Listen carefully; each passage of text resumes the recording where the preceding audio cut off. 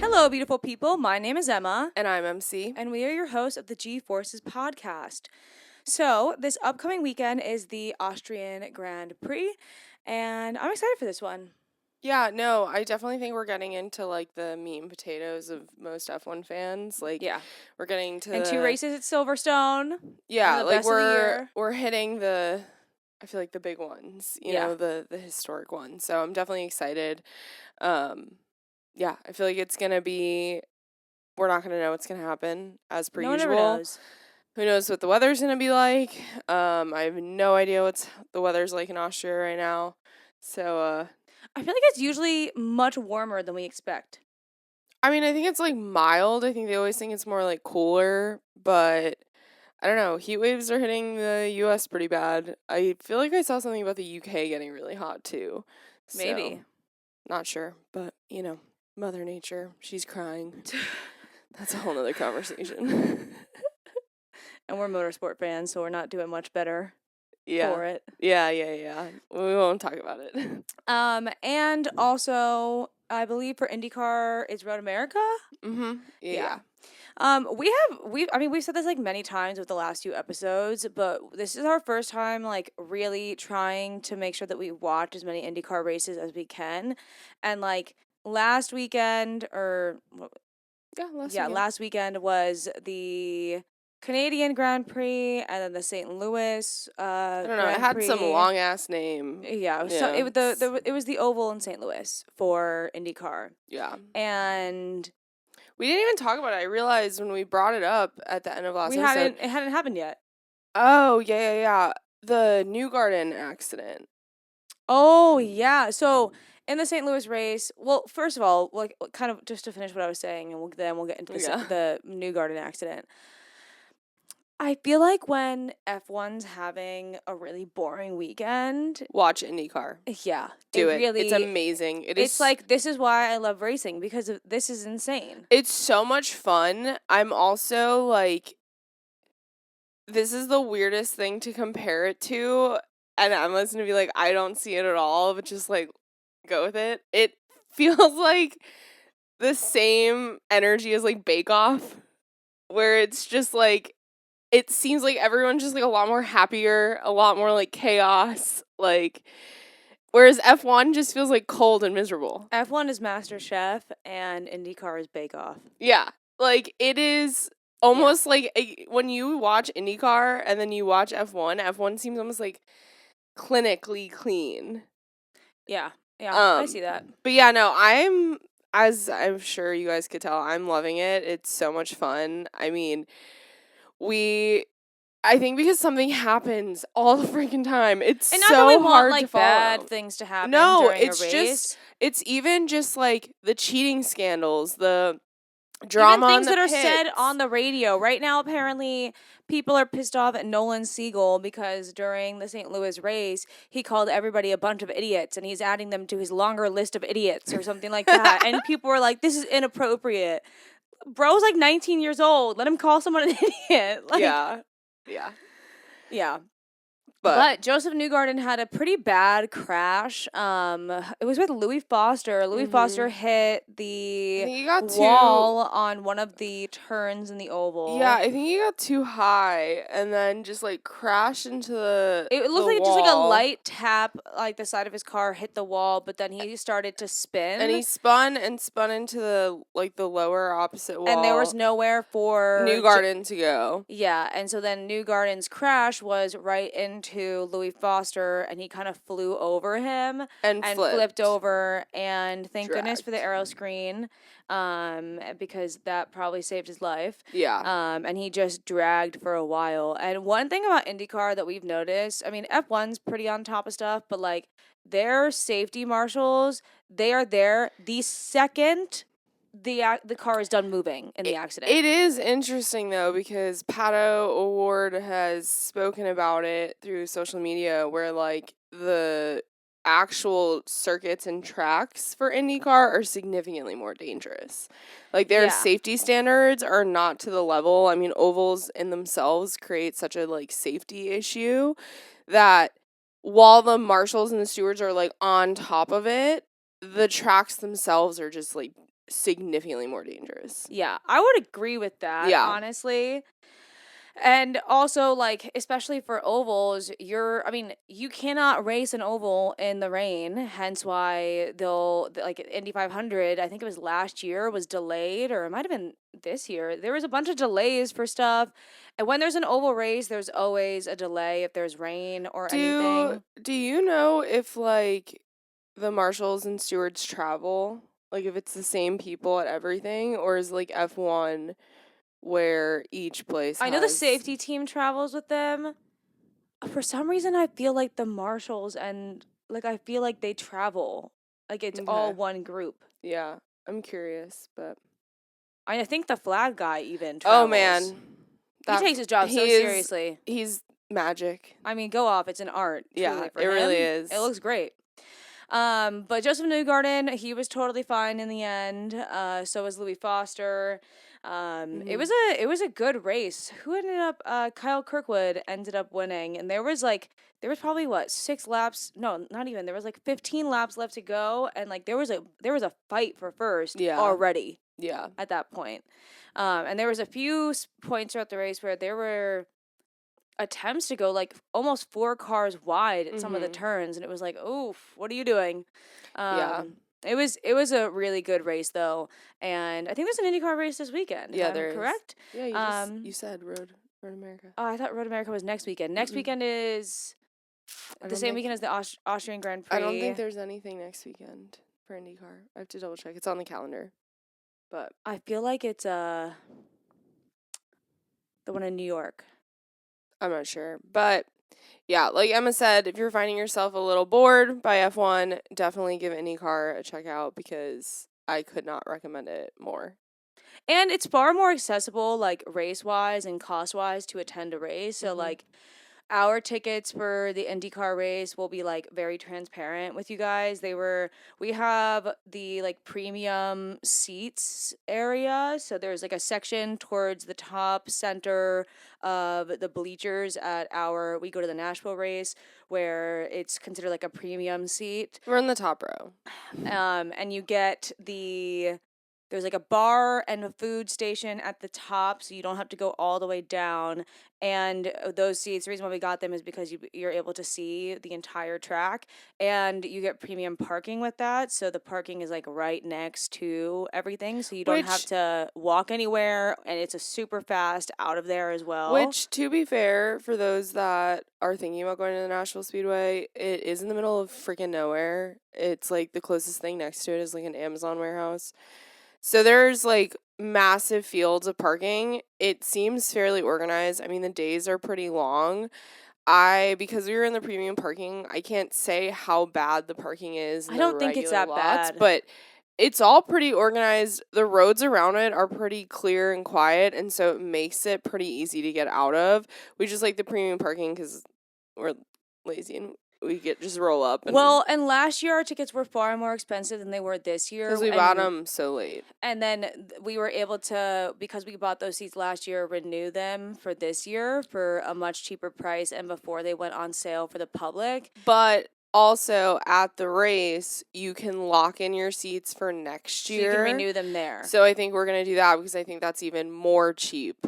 Yeah. So last year, I think our tickets ended up being somewhere around like $250 per person, which was a bit more expensive than we were hoping for. This year it ended up being somewhere around like $150 per person, and there's a whole driver signing, so you can literally, anybody who goes to attend the race can go and meet all the drivers and get their autographs, and it's a really good event. And this year we ended up buying paddock passes, which in F1, if you buy a paddock pass, you're dropping at least $2,500+. In IndyCar, it was $100 for each of us to get a paddock pass. MC was against it. My social anxiety is like like, we're part of the people. The paddock passes are the rich, and they really weren't that. I mean, yes, $100 is expensive, but in the grand scheme of, like Emma said, F1, I think for me, it's just, like, the social anxiety of, I work in the music industry, and sometimes clients are walked around their office and, like, shown where, like, all people work. And I feel like we're on, like, zoo animal display. And the idea of, like, being in, and I know we're not going to be in the way. So, like, I'm sure people in the comments are going to be like, you're not going to be in the fucking garages. But, like, unless a team wants to invite us. It makes me just, like, do your thing. Like, I don't want to bother you. I'll look with binoculars from afar. But yeah, so we're doing it. I don't want to be in the, like, parade with the paddy pass people because they do get booed. So I might opt out of that one. Yeah, I don't think I did not see. I know one of those F1 does that. That doesn't happen. But I don't know if it happens in IndyCar, and if it does, I did not see that last year. I'm running away for from IndyCar. that. I don't think that happens for IndyCar. I will boo myself. I think the most that people with paddock passes get to do with IndyCar was last year. Do you remember them walking on the track? So they'll get to walk on the track. They get to be, like, obviously, I think you get to see the garages and whatnot, which is really why we're going, is because we're really new. We've never been this close. It's fairly accessible in our price range, and it's just something that we wanted to do. For. Yeah, I mean, we talk about it all the time that if we ever do end up going to a F1 Grand Prix, I mean, we would save for years and get, like, a nice ticket, because for some people it's not a once-in-a-lifetime opportunity, but for us it's not feasible. You know, we're not made out of money. We work regular 9 to 5s. This is a hobby. And we don't get paid for this podcast. Yeah, we don't get paid. We just do this for fun.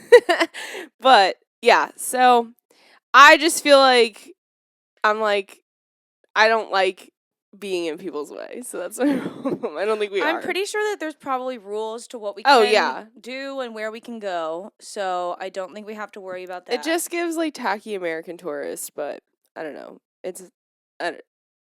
We'll have to see. We'll come back and we'll report back. We'll let you guys know once we're there. But back to F1. Yes. So with the Austrian Grand Prix coming up, I almost keep saying Australian, like I have to catch myself.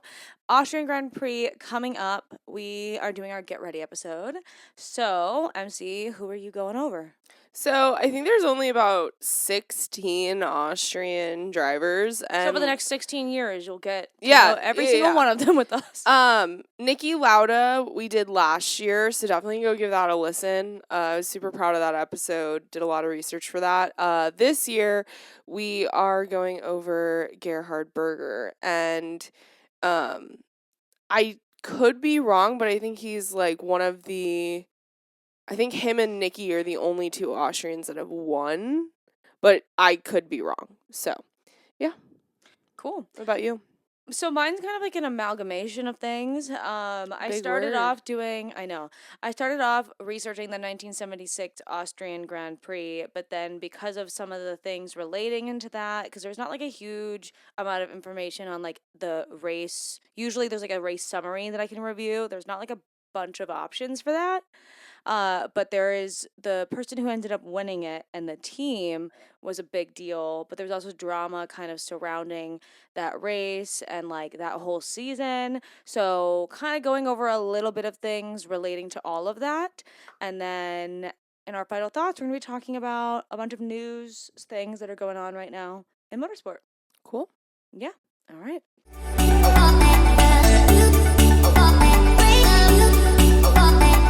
Gerhard Berger was born in a small village in Austria. I, for the life of me, could not pronounce it, so I'm not even going to attempt it. And he was born on August 27th, 1959.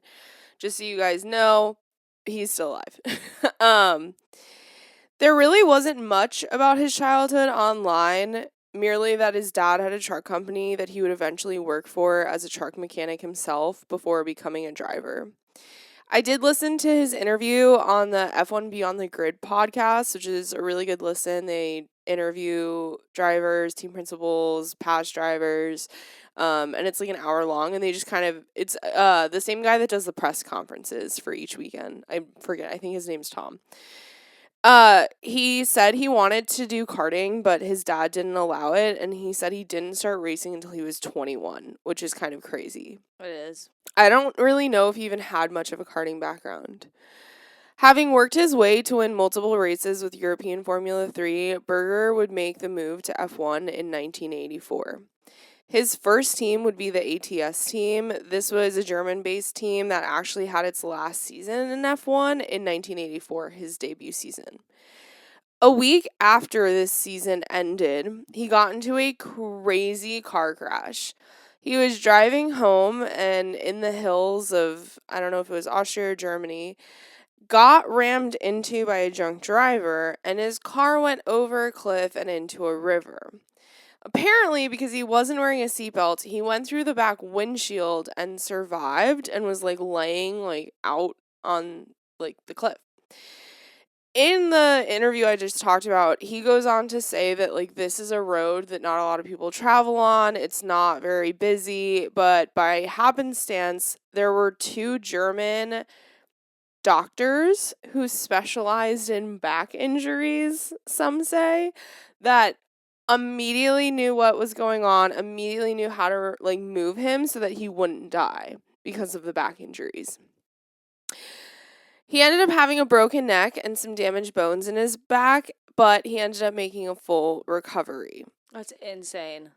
He states that the road that I said was barely used was the doctors took this because they made a detour because they were hungry. They decided to get off the road and take a detour. So it's just, crazy. The universe works in weird He ways. does seem a little accident prone, I'm not going to lie. He just, yeah. Same. Exactly. In 1985, Gerhard moved to Arrows. The car wasn't great, and it really didn't seem like a standout. He ended up 20th that season. In 1986, Berger would go to join Benetton, and this is when the success really started to come in.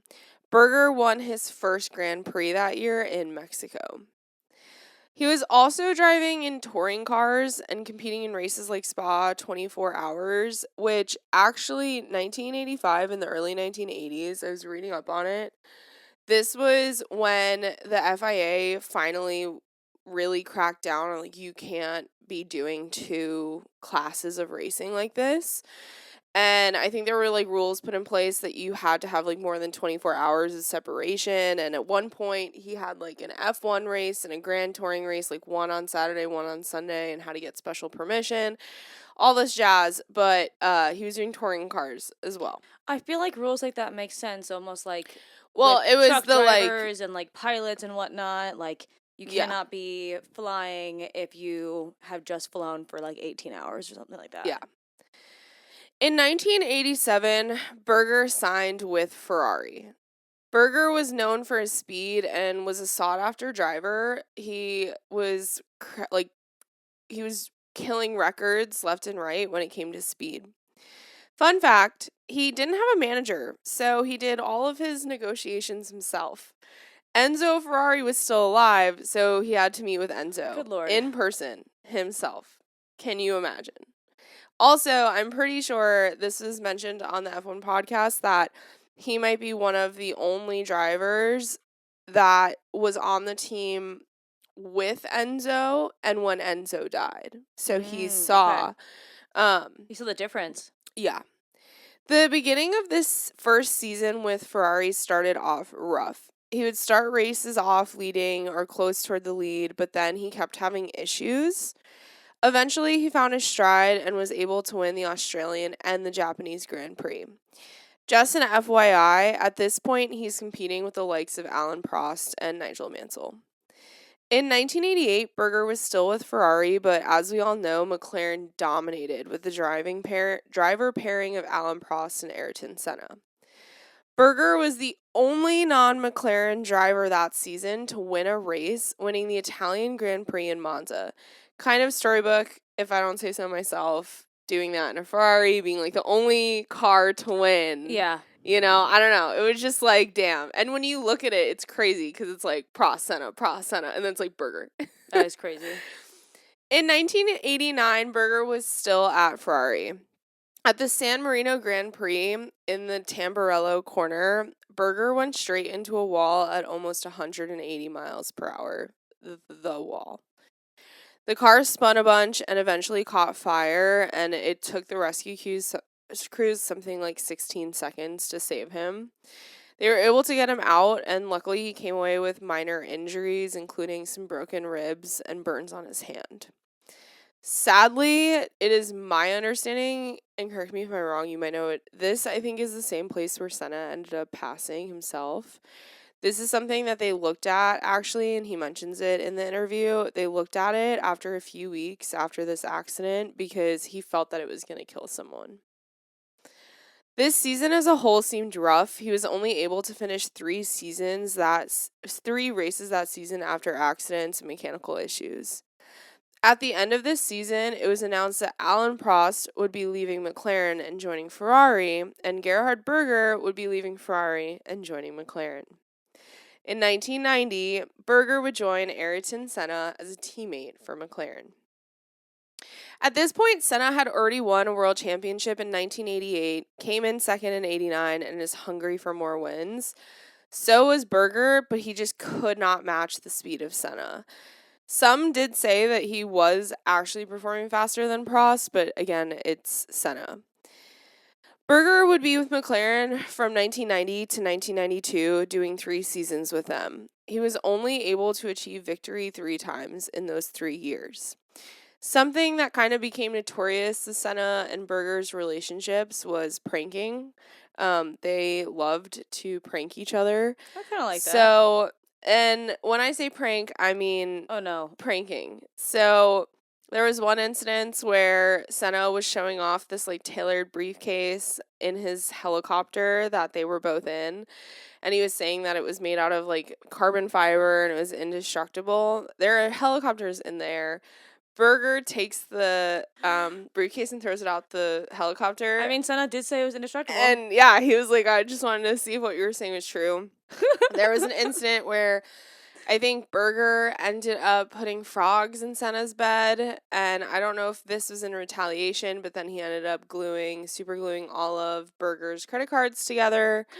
There was even an incident where Berger changed his passport photo, and I guess when you're, like, rich and famous and well-known, like Senna was, not many people were checking your passport, and he actually was detained for 24 hours in, like, Brazil or something during one of the Grand Prix because of this. Senna was? Senna was. Because, in his home country? No, maybe not Brazil, maybe Argentina, I don't know. It was somewhere. Anyways, yeah, it was a whole thing. So damn. Yeah, so he was actually asked about it by the host of the interview podcast, and he actually stated he didn't really like to focus on the pranking, that he felt that it took away from the insane feats that they were doing when it came to driving in the late 80s, early 90s. I mean, when we've learned about the sport, these are like golden years for people. These are years that, like, if our dad grew up watching the sport, which he didn't, like, these are the years that people really focus on. And so he's like, as much as I liked the pranking, like, I feel like it takes away from the feats that we were doing. Yeah. So in 1993, after much persuasion from Senna and Niki Lauda, Berger ended up actually going back to Ferrari. 1993 was filled with lots of dramatics from Berger, who drove and battled and fought all the time on the grid. 1994 was rough, as we know. Berger and Senna had been teammates for 3 years. They had this notorious relationship with all their pranking. And the death of Roland Ratzenberger also hit close to home, as he was a fellow Austrian.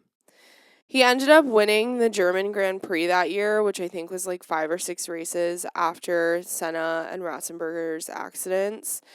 And this was the first Ferrari win since the 1990 Spanish Grand Prix. So it's been that long. So when people say that, like, Ferrari's losing their stuff, like, and all the dramatics around Ferrari, let's look back at history. Like, they'll get it back, guys. 1995 was Gerhardt's final season with Ferrari. This really wasn't a standout season, and at the end, both him and his teammate Jean Alesi, would depart for Benetton. Ferrari also signed Schumacher for the 1996 season, so we're entering the Schumacher phase of Ferrari. 1996 was with Benetton was another lackluster season, with the car's handling not being great or to his liking. In 1997, Berger made his and Benetton's final F1 victory at the 1997 German Grand Prix. Berger had been missing the previous 3 races due to illness and his father's passing, and so when he came back and he won, this was the weekend that he decided to announce his retirement from the sport at the end of the season. He was 37 years old. After his retirement, he stayed around F1. In 2006, he actually acquired 50% of Scuderia Toro Rosso. He would sell this back to Dietrich in 2008. And then in 2012 to 2014, he was president of the FIA Single Seat Commission. So, yeah, Gerhard Berger raced from 1984 to 1997, 13 years in the sport. He had 210 entries, 10 wins, and 48 podiums. He's still alive, kicking today. And, yeah, it's kind of crazy. It's a really lengthy career. I think it's one of those that also shows, like, people last, just as some people can't really stay in the sport and will eat them up and chew them out after a year, then there's other people like Berger and Hulkenberg and, even Checo to a degree where They'll be here for a decade they've been plus. here for a decade plus and they're just good drivers, Yeah. And Gerhard was fast. Yeah. So, yeah, it was interesting. So. Cool. All right. I'm going to get into my part. I'm not going to give it a title because it's a whole thing, so.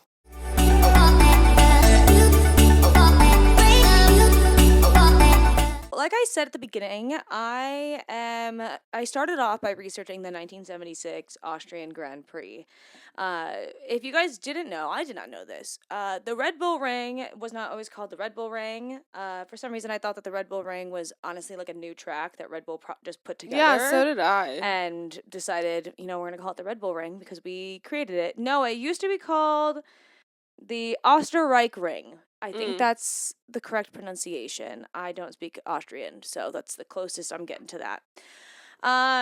But this race, the 1976 Austrian Grand Prix, was held at the Österreich Ring, August 15th, 1976. The reason why I kind of stemmed away from just talking about the race was because one of the scandals recently in IndyCar has been with Team Penske. Something that I didn't know was that Penske had an F1 team for a couple of years. Was news to me. Didn't know that. They operated, so F1 Team Penske operated from 1974 to 1976 as an official works team, and then they also were a chassis constructor from 1974 to 1977. They held an American license, but they constructed their cars they had a facility in Poole, which I believe is in England, like every other team has a facility in England. And Penske, along with All American Racers, they remain one of the only 2 American teams to secure a Formula One race win, excluding the Indy 500. We're not mentioning Indy 500 because, as we know, sometimes the Indy 500 in the past has been raced as an F1 race, or F1 cars have entered it before. How long do you think till Cadillac breaks that? Well, so in the past, for as long as I've known, the Monaco Grand Prix and the Indy 500 have happened the same weekend. To my knowledge, this was the last year that happened. So I don't think they're happening on the same weekend next year. We'll have to look. So who knows what happens next year? I don't think it will be a next year thing. I think it could be maybe a year after that. Cadillac could enter race a car in the Indy 500 and That'd be crazy. in the Monaco race. It'd be crazy if we see some F1 drivers in the Indy 500. That'd be so, if Max finally. Well, Fernando's been asked recently, and I think it might have been Lissy who asked him if he would do the Indy 500 again, because he's won Le Mans before, which I forgot. I always forget that he won Le Mans. And he's won the Monaco Grand Prix, and all he would have left to hit the Triple Crown is winning the Indy 500.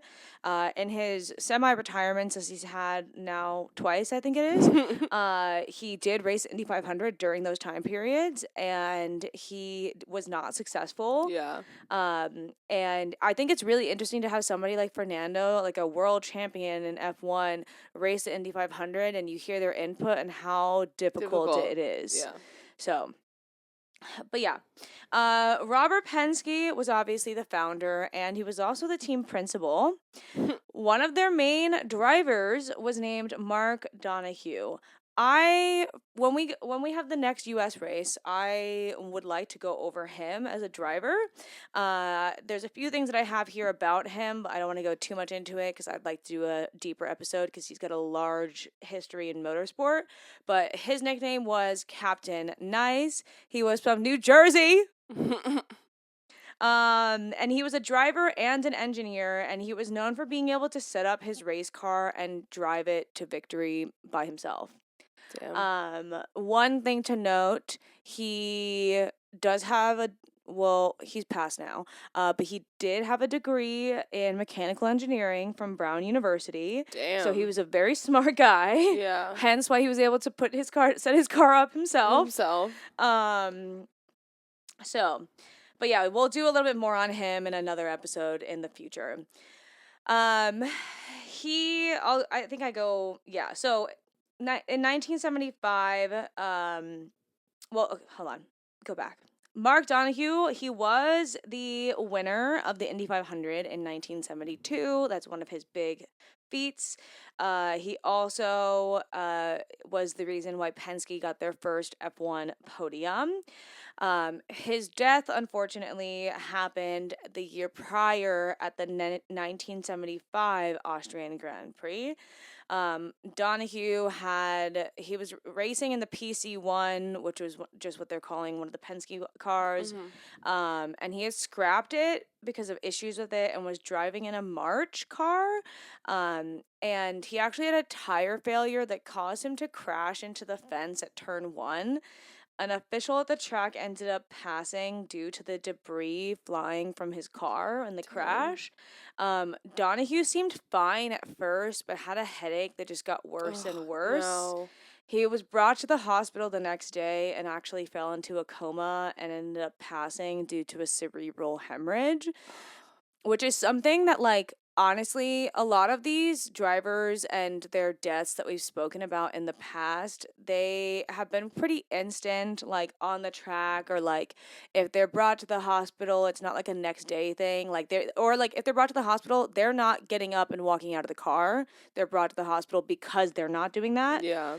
And it just kind of was like a reminder that although a driver is getting up and walking out of the car, they might not be okay. So again, just some like patience with some of these drivers, especially if they get into a bad crash and they're going at such a high speed, like they might not be okay. So just a reminder there. Their other driver's name was John Watson. He drove for Penske after Donohue's death. They only ever mentioned these two drivers, so for some reason I feel like they only really ever had one car entered. Interesting. But yeah, he drove for Penske after Donohue's death, and he achieved some notable results, including a win at the 1976 Austrian Grand Prix.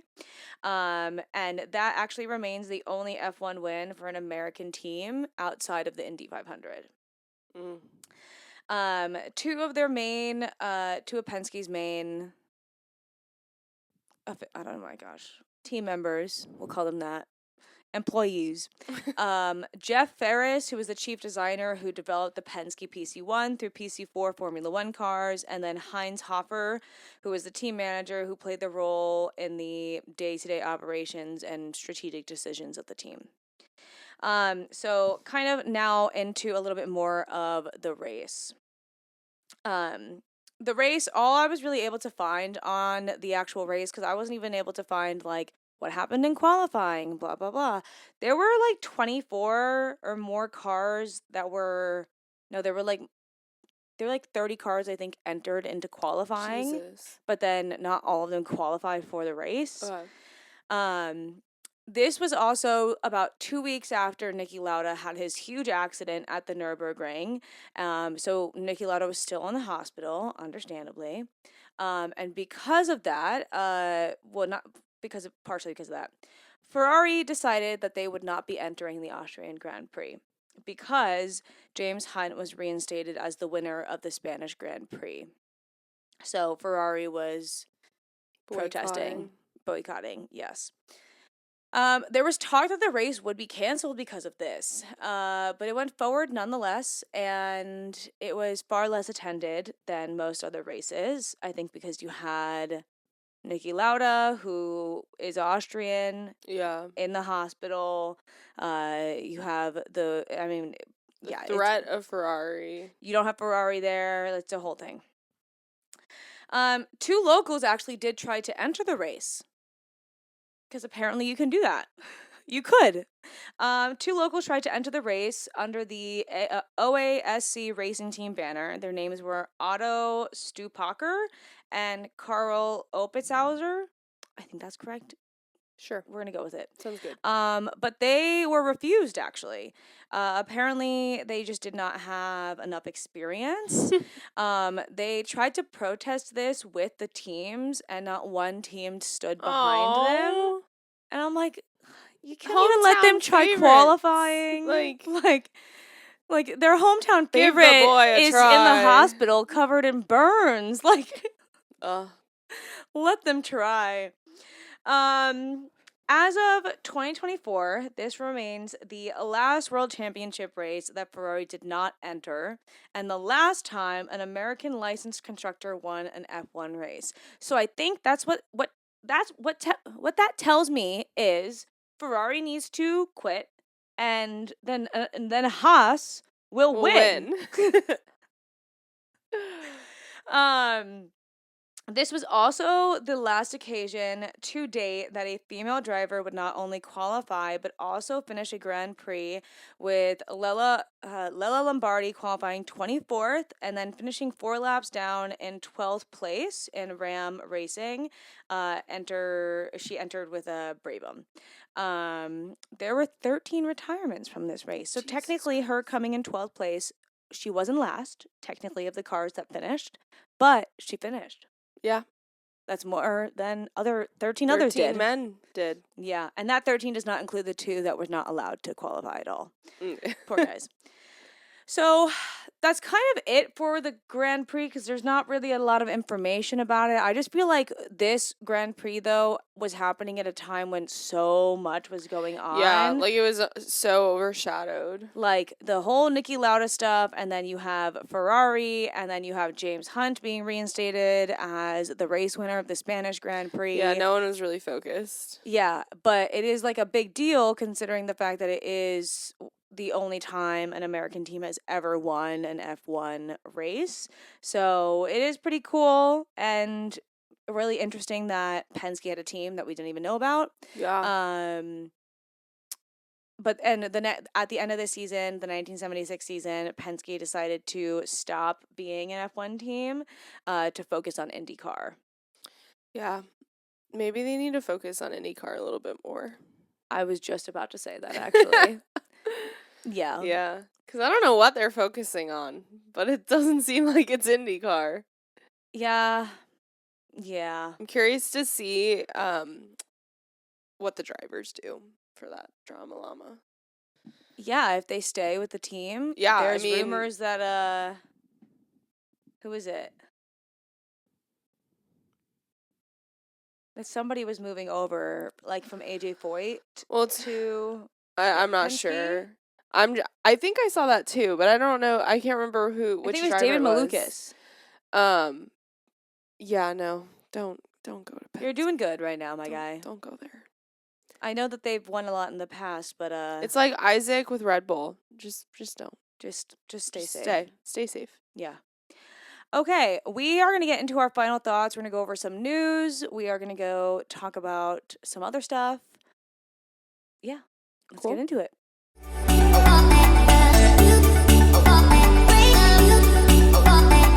First thing that I want to mention, because I did not write this down, I don't want to forget about it.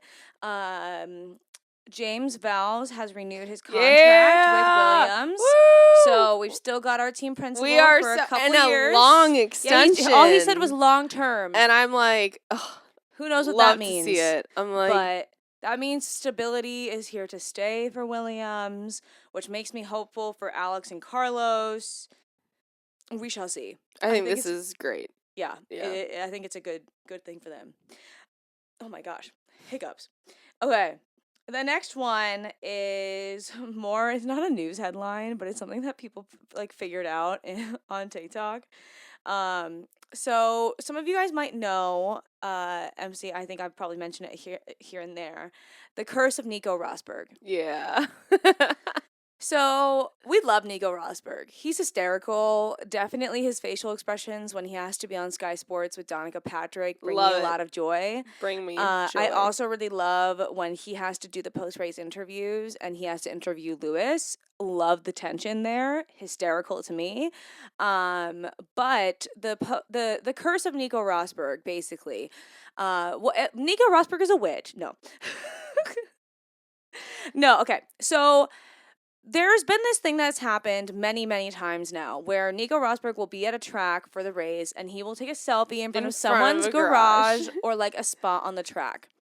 And when he takes a photo in front of their garage, almost every single time they crash. They crash or they have a malfunction or something bad happens to that driver that weekend. So the selfie he took this weekend was at the start-finish straight where Lando and Oscar crashed. And people were like, this is getting out of hand. Yeah. You gotta stop taking selfies, my guy. I want to know if he just thinks it's hysterical. Like, I would actually start, if it was me, I would start freaking out. I'd be like, am I a witch? Like, is there something, like, what am I doing? I'm just taking a photo, and somehow it always happens every time. Ugh. So, keep doing you, Nico Rosberg, but please don't take photos in front of Williams or McLaren's garage. Yeah. Take a photo in front of I don't want anyone to fail this year. No. I like them all. Yeah. I had no problems with anyone. Yeah. Even my Max beef, I'm just more like, you're just like an angry elf right now because your car sucks. Yeah. And you're frustrated that you have to put so much extra energy into trying to drive it. He's a new dad. He's probably sleep deprived. Honestly, probably. If he's home. Yeah. Like if he's traveling the world. So another fun thing that is happening, potentially, Thailand. So there's been potential rumors about races in different parts of the world. I was going to say country. Different parts of the world for a long time now. Thailand and Malaysia has been a conversation for a long time. There had been races in Kuala Lumpur, Malaysia before, but I believe it was in like the early 2000s we had races there, but we haven't had them in a while. Don't know why. I think it ended up getting replaced by some of the Middle Eastern races. But Thailand actually, they just did okay, let me finish reading the headline. Thailand's place on the Formula One calendar inched a little closer after the country's cabinet approved a $1.2 billion bid to host a street race in the Thai capital from 2028 on. Which is a lot of money. Crazy. A lot of money. I'm really, really interested to see. I mean, a lot of it could be because of Alex Albon. He might have gotten a huge support from Thailand. Like, there might be a massive amount of people that are obsessed with the sport because of him. I mean, Alex goes back to Thailand quite a lot throughout the year. Yeah. He does a lot of events when he's there. When they're in Singapore, he always ends up going back to Thailand like the next weekend or like earlier that week and does events there. So I mean, I'm sure it's the same effect of Zhou in China, you know, where it's maybe the first time. I'm not sure about Thai drivers. But the first time that someone's actually seeing someone that looks like themselves, you know, like you're creating accessibility to a sport that, you know, is very Eurocentric for so long, you know. And, you know, I'm glad to see the diversity that Lewis and Alex and Joe brought, you know. So, yeah, I mean, it'd be cool. I think, I mean, they have Singapore, Japan, China. Is that it for Asia? I think so, yeah. Well, I'm trying to think. Azerbaijan might be central. It might be considered Okay, Asia. okay. So, like, yeah. I don't know specifically. Sorry, Azerbaijan. I am curious to see if we'll talk about that off camera. Okay. They're just the world. Yeah, it'd be cool. It'd be cool to get a race in Thailand. And considering the stereotype for tourists in Thailand, the amount of Brits that go on vacation to Thailand, Brits, it seems like it's a relatively Australians, accessible place for Europeans to fly to. even Americans. And it feels like a good central location for a lot of Asian countries to be able to fly to as well. I went. I had an incredible experience. I recommend it. It's one of the most wonderful, nicest countries I've ever been to. So, yeah. So hopefully we'll see what comes of this bid in the next coming weeks. Probably won't hear about it for a little while, especially because the calendar for next year is already out, but this would not be until 2028. We'll see what happens. I know some people don't really like the idea of another street race. Yeah. Which might be the only problem, but it seems like the fans are not a big fan of street races or Like the more being added. drivers. The drivers not as much, but the FIA is okay with it. Yeah. So we'll see what happens. Okay, two more big things. So after the race last week with George had won the race, but then I know we spoke about it in our last episode, but there was the safety car issue with Max getting out ahead of George. And Max called out being like, he braked under a safety car and now it looks like I went past him. But like last episode we were arguing not arguing, we were just stating the fact that like this is Max, like this is what he does behind the safety car every single time. Like he plays it a little too close, and there have been times where he probably should have been penalized before this. He ended up not getting a penalty for this drive, which in my opinion, I'm not happy about it. Like, it really pisses me off. Yeah. But it is what it is. So Red Bull ended up protesting George's win, saying that George broke unnecessarily and erratically behind the safety car. And the FIA, in record fashion, not fast, slow, took 5 hours to make a ruling on What this. the hell are you discussing? Are you watching the video over and over and over again from every angle? Like, how hard is it to make a decision? Like, freaking murder trials are decided faster. Like, what were you delegating for 5 hours? Please, I would love to know. But alas, like everything else with the FIA, it's behind closed doors and no one will ever fucking know. So that happened. Yeah. Last thing. So, okay. In 2020, Alpine ended up getting a new CEO. Not Alpine F1, but Alpine as a company. As a car company. They ended up getting a new CEO. Before that CEO came on, they were dying. They were hurting severely. They were like millions of dollars in debt. It was really bad. And their former CEO ended up getting like oddly arrested in like Germany or Japan or something. It was very strange. And so then they brought on this new CEO, whose name is Luca De Mao. And he ended up turning it around. Like, it's a much more successful company now. Celebrity investors. It has like it's got like $80 million in profit. Like, it's doing a lot better now. But they had that instability in 2020, and then ever since then they've had a lot of instability with the F1 team, I would say. Like, nothing has really been stable since we've watched. It has been the weirdest fucking team. I'm gonna be honest. Like, ever since in 2021 they fired Cyril, who he was the team principal for Renault.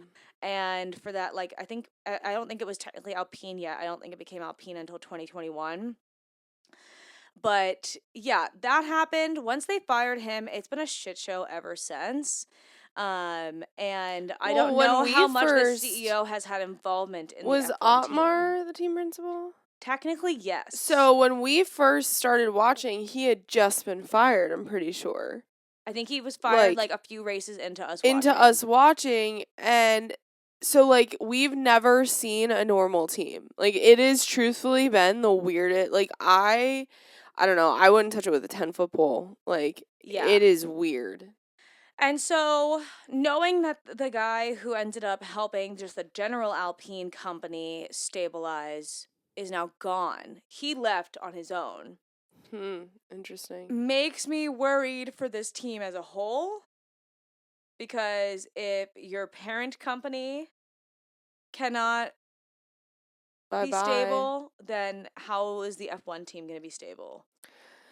I mean, we've seen F1 teams come and go in the past. You know, maybe it'll get bought by someone. I mean, there's enough people that want to invest into Formula One and sports. Like, I wonder if they're going to get bought, who they're going to get bought by. But all I know is they're a shit show. I would be sweating bullets if I was one of their drivers. Yeah. So, yeah, there's a chance Alpine might be a mess further. More than we knew. Yeah. Last thing is, I think I already said last thing, but this is really the last thing. This week, on Thursday night, it is opening night of the F1 movie. I know a lot of people have a lot of thoughts about it. We do too. Don't worry. I'm sure that there's going to be problems with the movie. Apparently, as there always is. Apparently, Fred has a great line. They were all calling it out. So, like, I'm so glad. Apparently, Will Buxton got paid for, like, acting. Like, he's, like, a speaking role. Like, it's crazy. I'm curious to see the, like, really bad driver acting. Because you know they're just going to be stiff as shit. Like, they hate media day. I can't even imagine what they felt with a freaking Hollywood movie. But we're going in. We're seeing it on opening night. Understanding that it might not be great for true F1 fans. Well, I was watching Kim Illman's video about it, and he pointed out a couple of things that as F1 fans, you're going to notice it in the movie that you're going to be like, well, that's not how that works. So, like, the team, what is it called? Apex GP. They end up having a good finish, not a podium finish, but a good finish, and their whole team ends up being in Parc Fermé. But it was for qualifying. And, like, your team isn't waiting there for qualifying, especially if you didn't get top 3. It's not a true F1 car. It's an F2 or F3 car. I think it's an F2 car. So apparently fans will be able to notice that as well. There's a few other, like, just systematic things that we all know, like, you wouldn't do that or you would do this. So it's going to be interesting. I'm sure there's going to be some video from one of the creators. The press conference Apparently it's like the typical Hollywood, like, reporters screaming at the... Yeah, it looks like the way that they're sitting at the press conference almost looks like it's like an NBA or like an NFL press conference, but then room, for the championship. Yeah, and like, then the room with the reporters is filled with, like, hundreds of reporters, like, yelling and screaming at them, and, like, that would never happen. Ironically, though, can you imagine if they tried to film what, like, the actual press conferences are like? It would be so boring. It would be so boring. I mean, it's like I hate the couch. It's yeah. Yeah. I miss, like, we didn't watch during these times, obviously, but, like, when they had the desks, not the, like, layered desks, those were crazy, but, like, Those are crazy. those make me laugh so much, but I'm like, those couches look so uncomfortable. Yeah. I don't think any of them really enjoy it. But yeah, I'm trying to think if there were anything else that Kim mentioned. I'm sure we'll have a list. Yeah. But the next time you hear from us, we will have seen the movie. And we are buying the popcorn buckets that are helmets because we have to. I mean, we're F1 fans. We can't go and not buy that.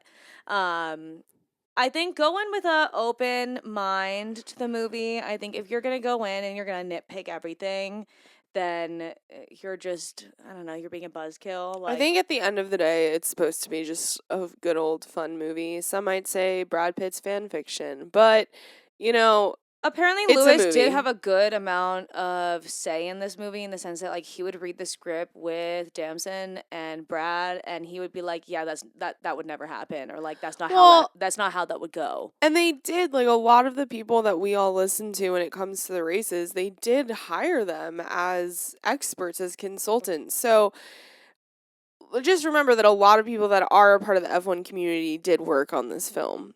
It's probably going to have flaws, but I'm sure the Blue Angels watch friggin' Top Gun and have issues, you know? You can't make everything exact, but...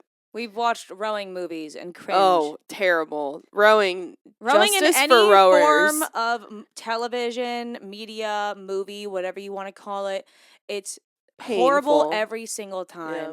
But yet they still put it in. That's like the part that I find crazy. You're clearly not hiring an expert to show you how to do it properly. Yeah. And so you're just embarrassing yourself. Yeah. So at least they hired experts, guys. Yeah. So yeah. We will let you guys know our thoughts on it the next time you hear from us, which will be after the Austrian Grand Prix. Yeah. So I think that's it for today. Yep. All right. Bye, guys. Bye.